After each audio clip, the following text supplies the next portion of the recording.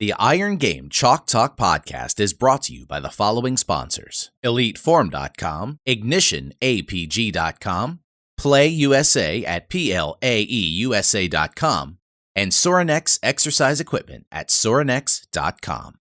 And now, the Iron Game Chalk Talk podcast. Welcome to Iron Game Chalk Talk with your host, Ron McKeefery. Every time our athletes walk into this weight room, they're going to be pushed to the max. Let's go! Everything you got! On this podcast, hear Coach McKeefery straight talk about training, featuring the top strength and conditioning professionals from around the world. And now, here's your host, Ron McKeefery. Hey guys, welcome back to Iron Game Chalk Talk. I'm your host, Ron McKeefery, and this is episode number 180. Super excited to have Mike Jolly with us today. Mike's the founder and president of Iron Neck. Wanted to have him on the show to talk a little bit about neck training and just something, obviously it's in the news. It's something that we're hearing quite a bit about. CTE, concussions, concussive forces, and just overall training of the neck. And so wanted to have him on. He has a product, Iron Neck, that we used up at Cincinnati, and I think one of the elements that I appreciate about it, and that is something that I think that we're missing the boat on a little bit with training is training to protect against those rotary forces. And so his product obviously addresses that, but really, it's not a pitch for Iron Neck. It's just us talking about neck training in general, and I think that's an important thing. If you're not training the neck, if you're not working with your athletes in that regard, I honestly believe that you're doing a disservice to your athletes. And so we get in that. We talk a little bit about what CTE is and what you should be training in the neck, regardless of the device. We talk about kind of balancing out, protective versus performance elements, and then I ask him, simply about. I think that I firmly believe that as strength coaches, we have a book in us, we have a product in us, and so just talking about how he went from kind of concept to completion and some of the steps that he took, and really good conversation. Had a ton of great notes from that, and I know you will too. Before we do, though, when we get to that, I want to recognize our sponsor for this episode, EliteForm. EliteForm has been with me since the very beginning, and fantastic company based in Nebraska, a sports science company. Their product, as I've mentioned several times, is a game changer, measuring velocity, force production, right from the rack with three-dimensional cameras. And honestly, the technology is even far superior and far advanced to what's out there and what's being capable of being done by coaches even right now, and so we haven't even quite caught up to all the ways to be able to use it. But if you have not checked out EliteForm, if you've not gone to their social media, make sure to do so. Skip and those guys are phenomenal people, phenomenal company, constantly innovating, constantly putting out some great stuff. And so I'd encourage you to go back, watch the episode I did with Skip. Go out and follow them on social media, and say hello to them at the conferences, and just tell them how much you appreciate them being a part of Iron Game Chalk Talk in the process, and just really appreciate them being with us through these years. And so I want to get to this episode with Mike. Sit back and enjoy, and we'll see you on the other side. All right, guys, excited to have Mike Jolly with us. Mike is the owner of Iron Neck, and a guy that I got the chance to get to know. We had the product at Cincinnati. Saw the guys down at the conference, and just know the motivations behind behind the company, behind the product, behind what they do, and so wanted to have him on the show to share. Man, appreciate you coming on. Thanks for having me, Ron. Appreciate it. Mike, kind of let's dig into that story a little bit, because we all as former players, we all we have buddies, we have teammates, we have guys that you went through battles and wars with, and you had a couple that went on to experience some challenges, long after football, that kind of led to this initiative of yours. Talk about kind of how you got into this business of strength and conditioning in general, and then kind of what's evolved to where you're currently at.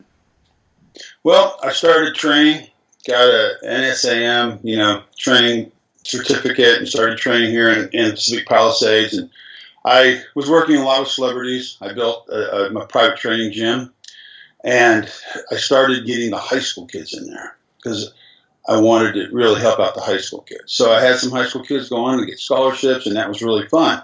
Then I finally got into coaching college football through Santa Monica Community College as the O-line coach, went to West LA College, I was the offensive coordinator.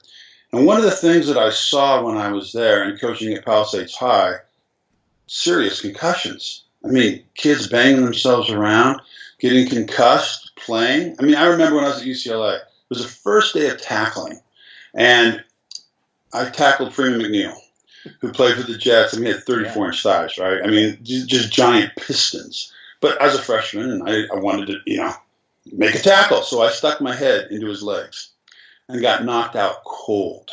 Woke up, smelling salts, asked me what my name was. Where was I? Oh, I'm at UCLA. Great, get back in there. I missed one play, and I was knocked out cold. I mean, you probably went through Bull in the Ring. I remember Bull in the Ring was some Pop Warner football, Absolutely. And the longer you stay in the ring, the better, right? No You're just question. knocking people around. So then, I knew there was a problem. And I was also the strength coach on all the teams. I would help the kids out in the gyms and in the college teams. Then Luis Sharpe was my right tackle at UCLA, 16-year career with the Cardinals. Started going crazy. I mean, just went off the deep end, became very abusive, got hooked at crack cocaine, severe drug alcoholic problem. He's in the state penitentiary now. He weighs about 145 pounds. Wow. He was 6'8", 340, playing right tackle. And he had a great career. He was an all-pro. Right. Other guy I played with at UCLA, Mark Tuinei. Great player. Three Super Bowl rings at Dallas. Wow. OD'd of cocaine and ecstasy. And the police said he took so much that it would have killed 10 people. Wow. So, I mean, and this was 6 or 7 months after he retired, severely depressed. Both of these players have CTE. I mean, they autopsied Mark Brain. He had severe CTE. So I started thinking, CTE, what is that? Well, chronic traumatic encephalopathy. Well, how do we prevent chronic traumatic encephalopathy? So I started doing some research, and I ran across some research from Dr. Robert Cantu. And, he runs the brain clinic at Boston. He's one of the co-directors. He's also on the NFL, committee for TBI and all of that. Right. Really smart guy. I sat down and I talked with him about it. And he was convinced that neck strength could possibly help prevent concussions, which cause CTE. Mm-hmm. Oh, so now you get down from CTE. Now, okay, how are we going to prevent the concussions, which causes CTE? So we started talking about that. He stressed the importance of sub-concussive blows. And a lot of coaches don't understand what a sub-concussive blow is, but Cantu has proved that in one 80-yard drive in the NFL, an offensive lineman can have up to 18 sub-concussive blows in one drive. Right. 15,000 in a 10-year career. And those are little tiny mini concussions that you and I don't even know we get. Right. Just banging the head every time at the line of scrimmage. And that's why linemen have the worst cases of CTE. The more offensive and defensive linemen have that. Linebackers, follow a close third. But, it's offensive and defensive linemen. So, luckily, when I played football at UCLA, I also wrestled. So I had a huge neck. I had a 23-inch neck. And, that neck probably saved my brain. Because, you were hitting so hard. So I was sitting there one day. I'm working on my wife's Pilates table, right? Really tough workout on the Pilates table. Actually, it is. She can kick my butt on that thing. No question. But my neck was a little sore, and I was thinking about what Dr. Cantu had said about neck strength. So I hooked up 2 of the springs, put a strap across my forehead, and I just started, doing this stuff. Right. Then I went sideways, and I did the sideways. My neck didn't feel any better. And about 2 weeks into this, I started to roll my head around. Roll it. And immediately, I'm not kidding, immediately, my neck felt better. Mm-hmm. All of a sudden, range of motion increased, my flexibility increased, all the little pain started going away. And I said, wow, this might be a good way to handle this. Sure. So that's when I started, trying to figure out how to package or how to create a way that we could be consistently training the neck over and over and over again. And you could actually figure out how strong the kids are, through some kind of a regiment. You can't just have a guy, work on springs. You just don't know how strong that is. So that's when I started thinking about that. But you can sort of sense my passion. Sure. I want to protect brains. Me and my wife, we started this company. I left my job that I had and just got going on this thing. Super passionate about it, and just want to protect all the brains out there for all the little kids that are playing from Pop Warner on up. Yeah, I mean, there's tons to dig in there, and I want to first start kind of like I typically do in the show here, talking about maybe you've gone through this process now of creating a product, taking it to market. Obviously having a passion and a mission to accomplish things. What's been one of the biggest mistakes you've made in that process, and kind of how you learned from it? Probably the biggest mistake that I made in the process of the company was just me and my wife, not getting other people involved, not getting some other money to come in, trying to do it all on ourselves, and not trying to get some investors to come into the company and help out. Because of that, I think I'm about 2 years behind where I should be. Okay. And, it's a pretty cool story how we got out of that. One of the machine shop that makes the iron neck, Danny Baranek, a great friend of mine, his daughter's in the Air Force Academy. And she has a professor that teaches entrepreneurship. And she decided that she would use the iron neck, as her sort of test subject. So she had this group in the Air Force Academy working with Matt Schmidt, who was her professor, on how to get this company back up and running and going again. Right. Well, Matt fell in love with the product, came out and visited me, and he's my CEO now. That's great. So, it's just crazy how, things work out. But, we have just released a brand new version of the Iron Neck. And, Matt and a couple other guys have worked really hard on that. They all were graduates from University of Texas MBA school, Sean Supon and Robert Sherman and Matt. And, the four of us now have really gone after it. But that's the biggest mistake I made, not taking the help when I should have, not realizing that I couldn't do it all on my own with my wife. It was just too hard. Yeah, that's common, even as strength and conditioning coaches, is you take on, a new role as a head strength coach, and you think that you can do it all, but you soon figure out that you can only see so much, you can only do so much, and if you don't have outside influences kind of contributing to that process, then you'll often, you'll kind of die out a little bit just because of, what you know, Yep. and sometimes the bigger questions are, the better you are, the more you know that, you're learning what you don't know, is what's often going to lead to that innovation, That's right. Bring those people in. But, well, you talked about CTE and obviously training the neck to kind of prevent concussive forces. I mean, the training the neck, it's kind of been polarizing, right? People believe in it, people don't believe in it. People do train it, but are they training the right things? What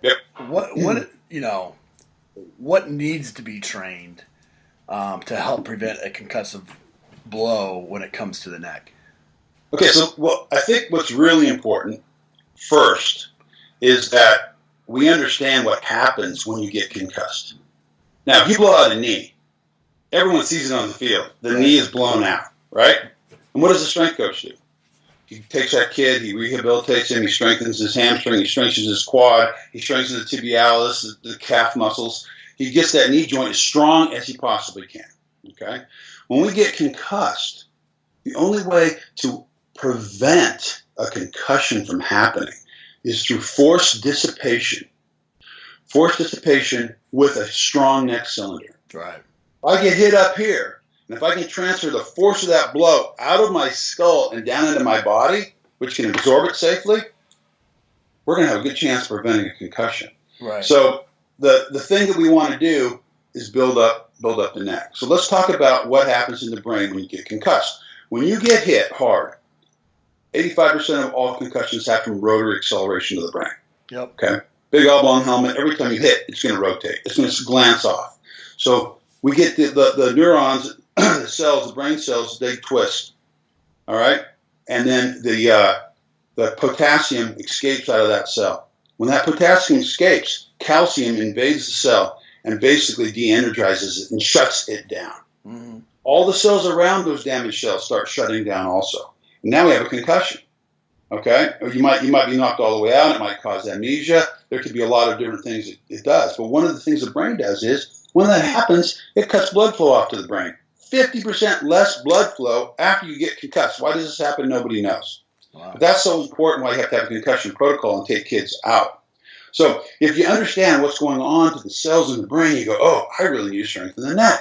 So let's build neck muscles to dissipate the force of impact to the head down into the body. So let's take a running back, for example. Running down the field, going down, linebacker comes from the side and nails him right here.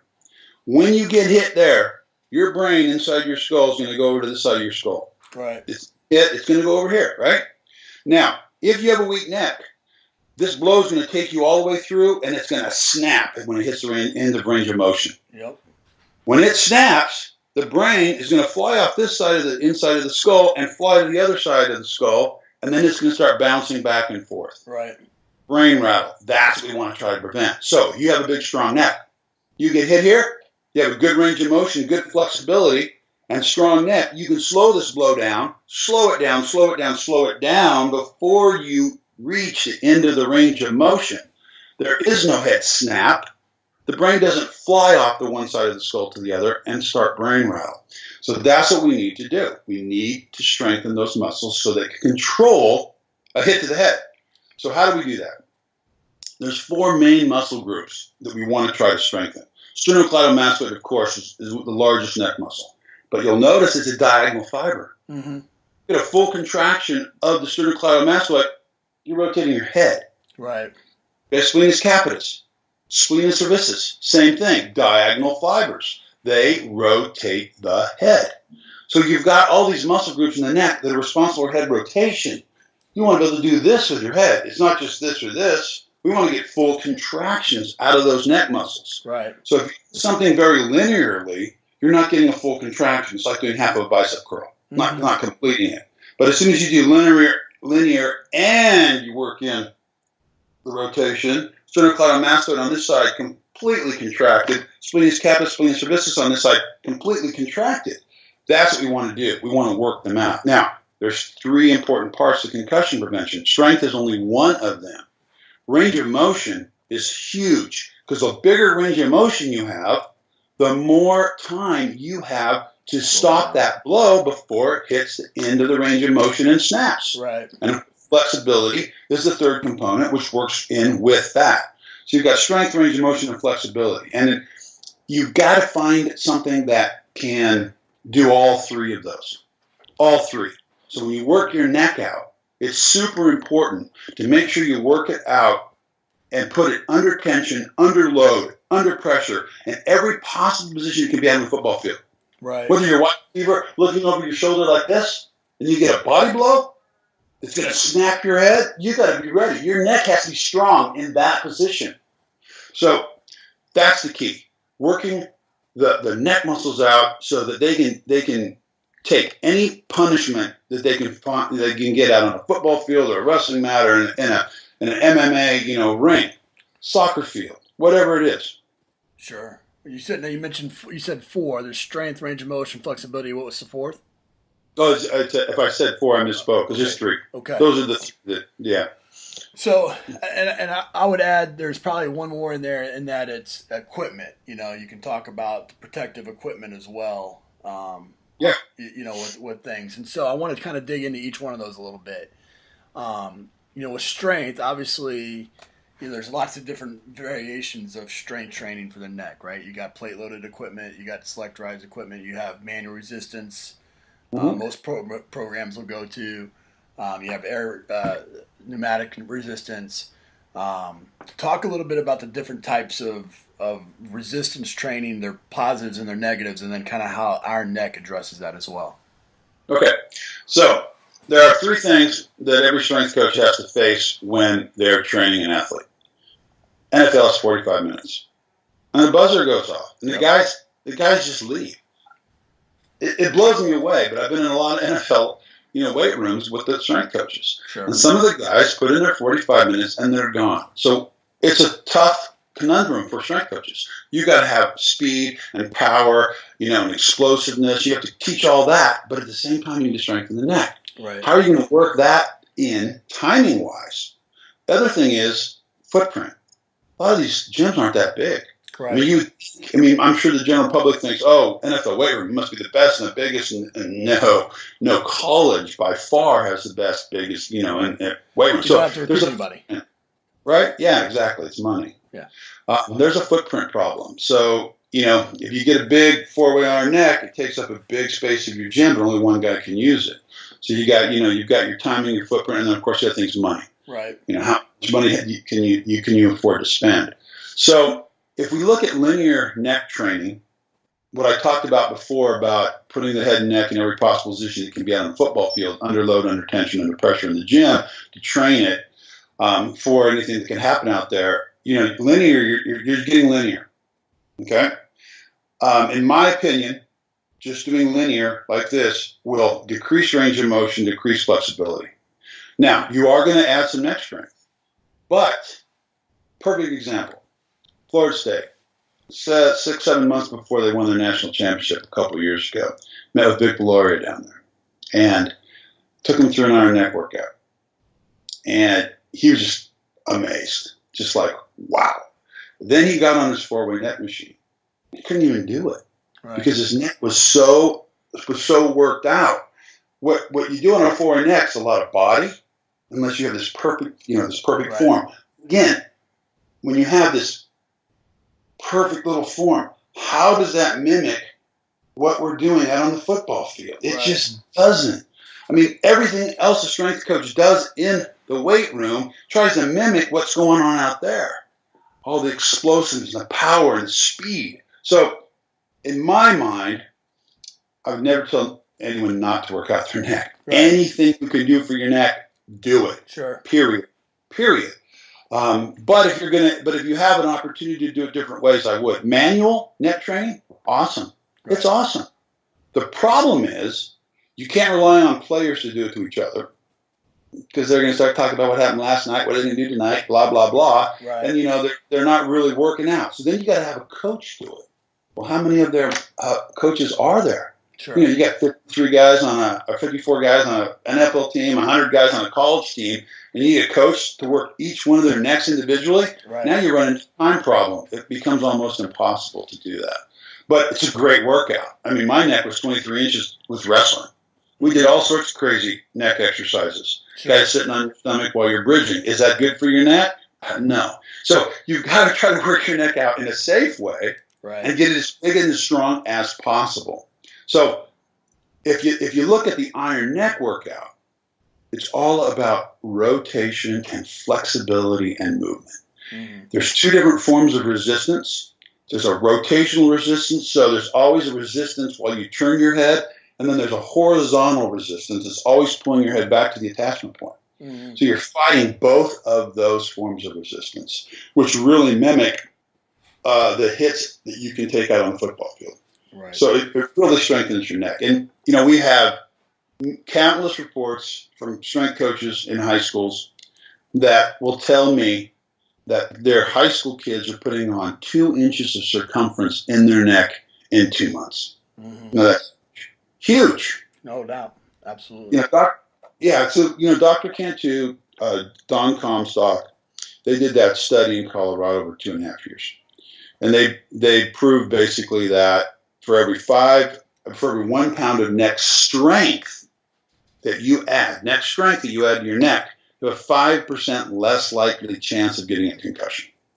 1 pound of neck strength is not hard to add to a neck. Right. But you're adding 2 inches of circumference. You can imagine the amount of strength that those kids have added to their neck. There's a kid, I know you know Doc Crease. Yeah. And, Doc runs a training center here at the Disc Institute in Marina Del Rey.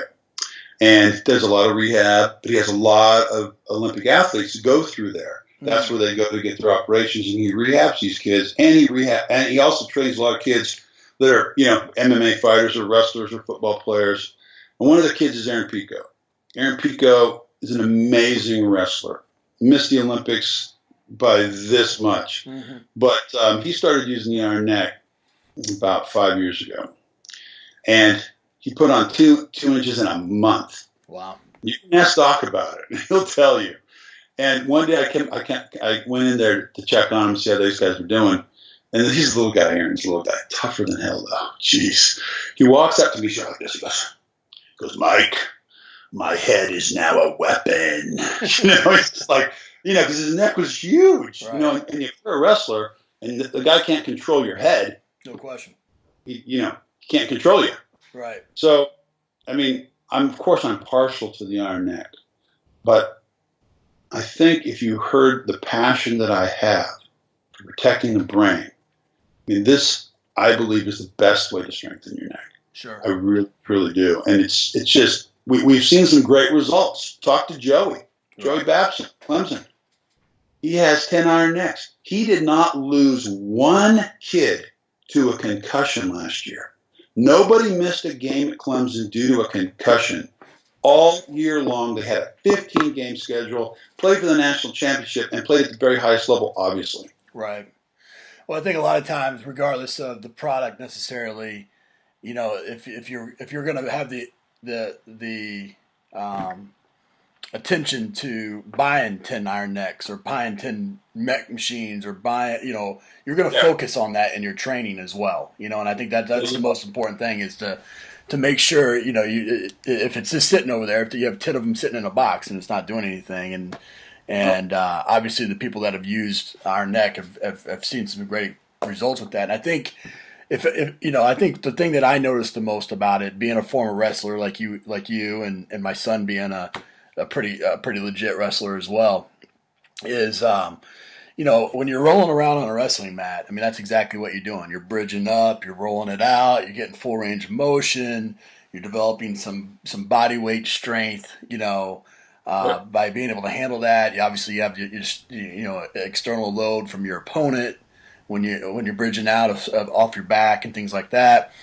But you're forcing yourself to kind of go through that full range of motion in that rotational way. And I think a lot of people's concern in that situation is loading the cervical spine, in that way. How do you address that concern? Well, the iron neck never loads the cervical spine. That's the beauty about it. It never does. There's never any pressure from the head going down. One of the things that we preach when you're coaching the iron neck is you want full, long neck, great range of motion. It's always a side or a rotational. Right. So you get no loading of the spine at all. We sponsored the United States wrestling team up in Colorado Springs.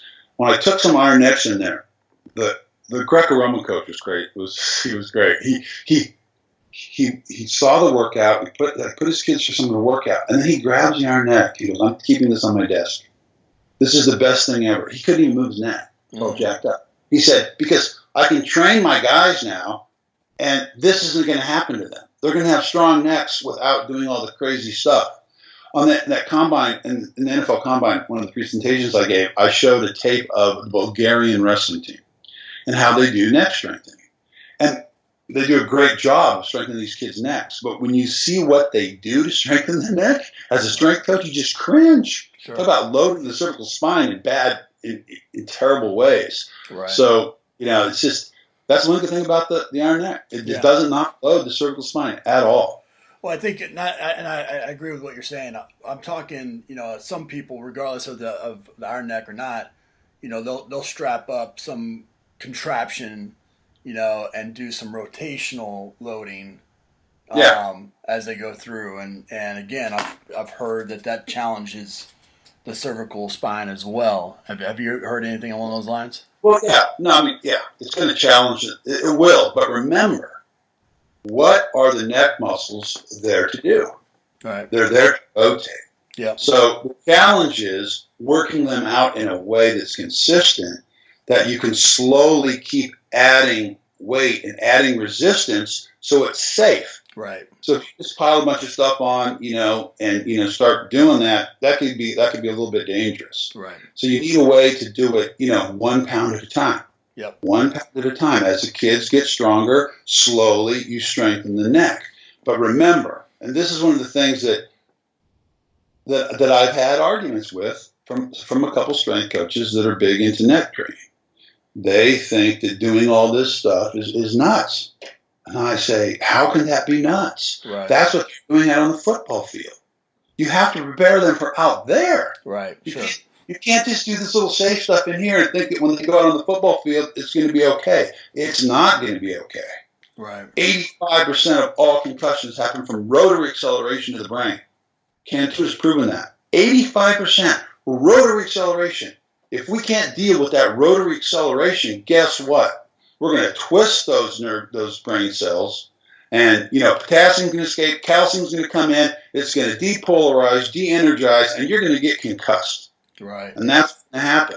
And if you, as a strength coach, realize that if you strengthen a neck to the point where, and you can't say you can concussion-proof anyone, obviously, and I can't even say that the iron neck can help prevent concussions. Right. Can't do that. We hope that it can help prevent concussions. We hope that it can strengthen the neck and all that. But if a strength coach realizes that if I can keep the best players on the field, those are the kids that hit the hardest. Those are the kids that get you to the playoffs. Those are the kids that help you win championships.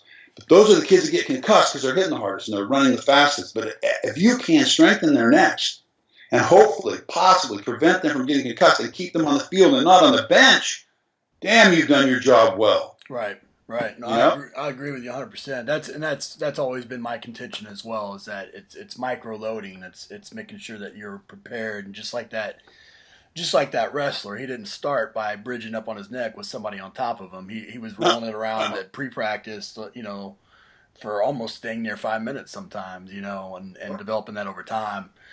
I've also another typical complaint of neck training is, the overdeveloped musculature of the neck sometimes leads to sleep apnea and supporting, some of these athletes that do have a large neck just off of sheer size, a lot of these linemen that are already suffering from sleep apnea. Obviously, the argument is, we'd much rather them have a little bit of sleep apnea than to be in a wheelchair. But, how do you develop the neck in a way to help prevent sleep apnea as well as, protection from concussive blows? And I think that's a great point. And that's where the range of motion and flexibility comes in. Mm-hmm. It truly does. Mm-hmm. I mean, I've got a big neck. I do not have sleep apnea, and I train it all the time. But I have great range of motion. I mean, I'm 57. Right. I can go all the way. I mean, I have no limits in my range of motion at all. This is a funny story. Mike Clark. I'm sure you know Mike Clark. We went to the same college. Oh, did you? Yeah. Okay. So he was, when he was with the Chicago Bears, he came up to me at the combine and he goes, "Okay, all right, Jolly, I hear this thing's pretty good. Let me try it out." He walks like this. He can hardly move his neck. And he goes, "I can't hardly move my neck, but I just want to feel it." And I said, "Okay, coach, well, let's put it on there and see what we can do." So I get it on there and I start taking him through the workout. Just look left, look right, very simple moves. All of a sudden, he's getting this big smile on his face. All of a sudden, his neck's moving farther, literally, I'm not kidding, within a minute, Ron, than it's ever moved in years. He loves the iron neck because it increases range of motion and it increases flexibility. And now that he's with the Redskins, he's ordered some for the Redskins too. But he gets it. He understands that that's important.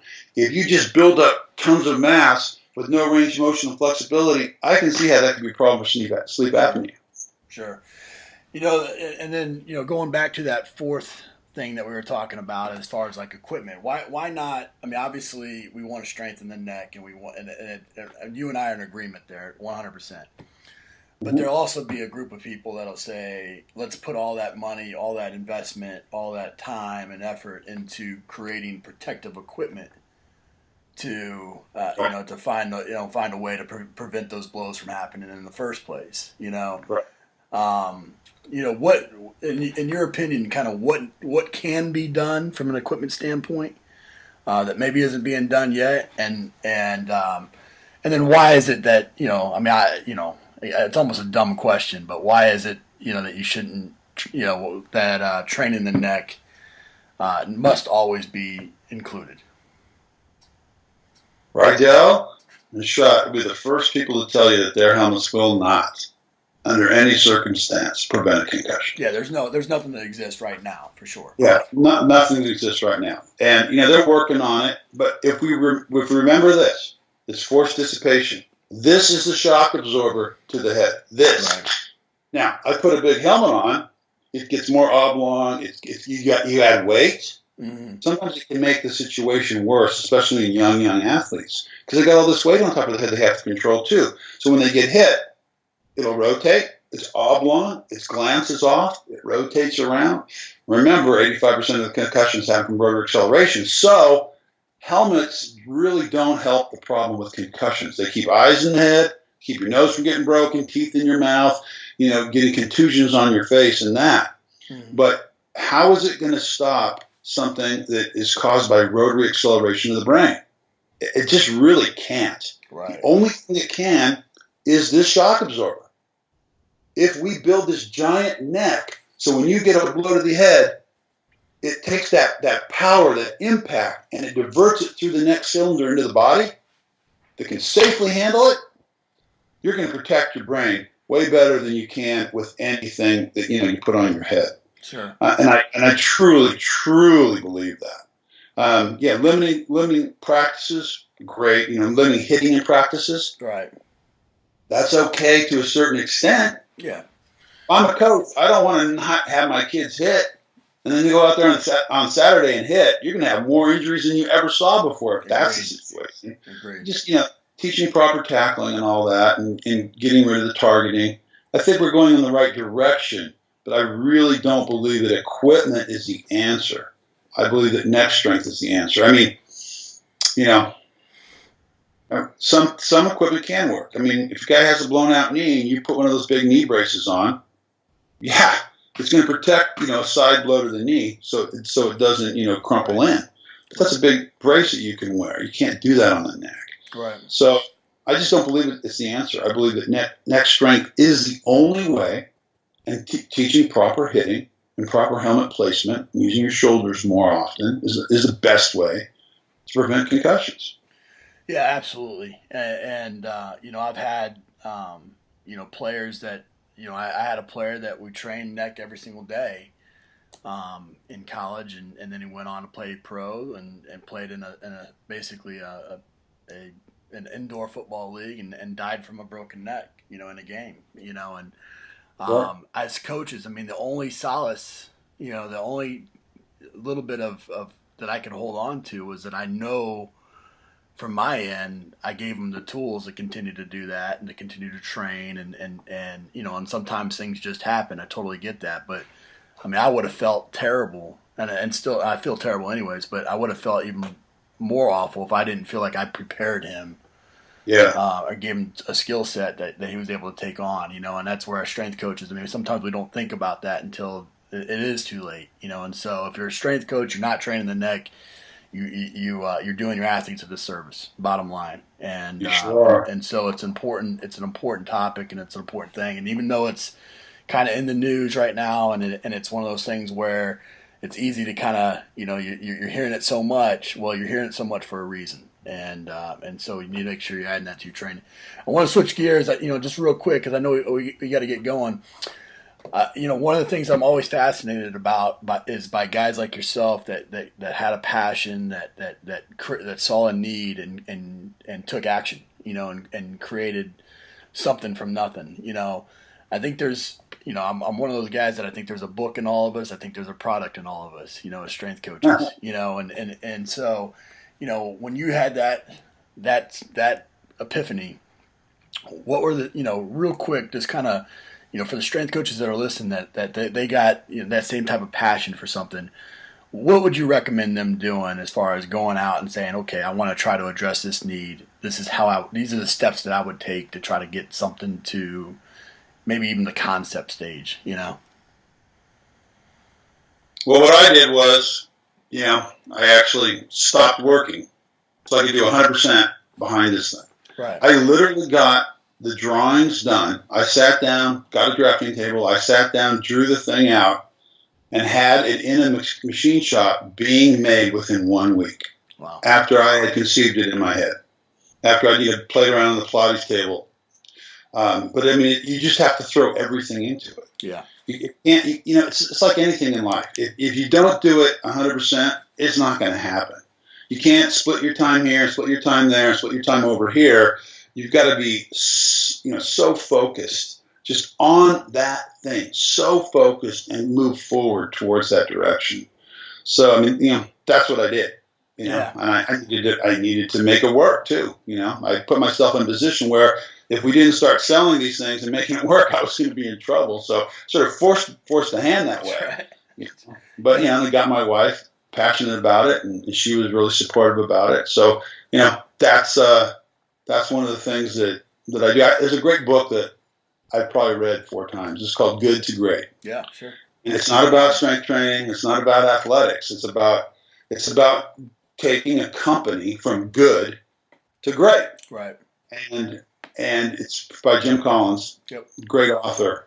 And I knew you were going to ask this. I'm going to read you my favorite quote from that book. He says, "Greatness is not a function of circumstance. Greatness, it turns out, is largely a matter of conscious choice and discipline." How true is that? No doubt. No, you're just not born great. It doesn't happen. And when you're a strength coach, he uses a great analogy. But analogy of a bus. And who are you going to put on the bus? So as a head strength coach, who are you going to put on the bus? Who are your assistant strength coaches going to be? What bodies are you going to put on the bus, and what positions are you going to put those bodies in? Who's going to be driving the bus, and who's going to be sitting in this row, and this row, and this row? And you just got to get the right people on the bus, and then take off in the right direction. So I think it's an excellent book for any strength coach, any football coach just to read, because it's just about going from good to great. And being good is one of the biggest detriments to becoming great, because you're good. Yep. Right? You're already good. You don't feel like you need to work any harder. Yeah, you don't work any hard. You don't have that discipline, that drive.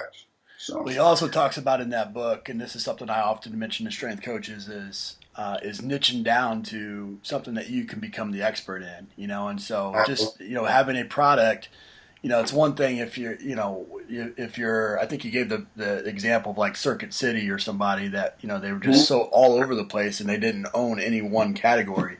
And so that's why they went out of business. And you have to have, as a strength coach, you ultimately have to be an expert in one specific area, and for you, that's become the neck. And I mean, there's no question about it. And as strength coaches, that's what we have to continue to fight. It's one of the reasons why I do the show, is because I'm able to now, if I have a question about training the neck, even though we've known each other a little bit, I'm able to call you now and ask a question to an expert and really, get some specific targeted information for my athletes, which at the end of the day, I don't care how I get the information as long as I get it to the athletes, and I think that's an important thing. But, we always end the show, Mike, with some resources here. You talked about books already with Jim.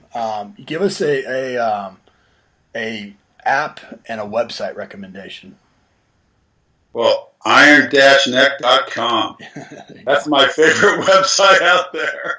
There you go. We've got some great resources on the website about neck training. And, I guess that's my favorite website. App, my favorite app, to tell you the truth, is Amazon Music. So when I'm working out hard, I can listen to any music I want to, and I just, play it loud and just inspire myself. That's great. But, I'm not really big into the computers and the apps. So that's my recommendation for that. There's nothing wrong with that, man. Nothing wrong with that at all. Well, then we skipped over one of my favorite, but what's one of the best piece of advice you've ever received? It was one word. We were playing Washington at the Coliseum. We were down by 34 points at halftime. Coach Donahue is the coach. Very religious guy. Never swears. Ever. Never heard him swear. And him and Don James, who was the coach of the University of Washington, had a huge rivalry. Right. I mean, they really did not like each other at all. And we were in the locker room. And it was at home. We played in the Coliseum back then. And it was at home. And he came in, and he was so mad. He could not get any words out. And finally, at the top of his lungs, he just screamed, "Shit." That freaked us out. Because he never, ever swore. And then he grabbed all the coaches and he stormed out of the locker room and left us to ourselves. That was the greatest piece of advice. Because it's not about letting other people motivate you. Right. We sat in that locker room and we motivated ourselves, and we came out and beat those guys 43-34. We scored 43 points. It was one word, but it went way beyond just the word. Right. It was, guys, we've done all we can. This is up to you. This is on your shoulders. Figure it out. Do it yourself. Right. And that was just the greatest piece of advice I ever got. That's an awesome story. That's great. Well, buddy, I appreciate you coming on the show and sharing with everybody. This has been great. I've been sitting here writing notes the whole time. And, and again, like I said earlier, I think if you're not, as a strength coach, if you're not training the neck, then you're doing your athletes a disservice, whether that's with the iron neck or manual resistance or whatever. But I think it's also important to figure out that you do have to train the neck in those rotary, to prevent those rotary forces, and you need to add as much range of motion and flexibility. And I think sometimes that's the enemy of strength training, is if you limit your range of motion. And so it's important to have all three of those components that you mentioned: strength, flexibility, and range of motion. So I appreciate that, man. I appreciate the mission. I appreciate what you're doing and how you're doing it. And thanks for coming on the show, brother. Hey, I really enjoyed it, Ron. It was a lot of fun. Thanks for having me. That's it for this episode of Iron Game Chalk Talk. Thanks to this week's guest as well as our sponsors for bringing this episode to you for free. Make sure to check out ronmckeefery.com, where you can join our mailing list, find the show notes, including all the links and resources mentioned, and information about Coach McKeefery's other products. While you are there, please join Coach McKeefery in the comments section thanking our guest for sharing. If you haven't subscribed to Iron Game Chalk Talk on YouTube or iTunes yet, make sure to do so. Comments, ratings, and reviews are always welcome. Coach McKeefery can be found on Twitter at @RMcKeefery, on Facebook and YouTube at /Ron.McKeefery. That's it for this week. Be sure to check back next week for another great episode of Iron Game Chalk Talk.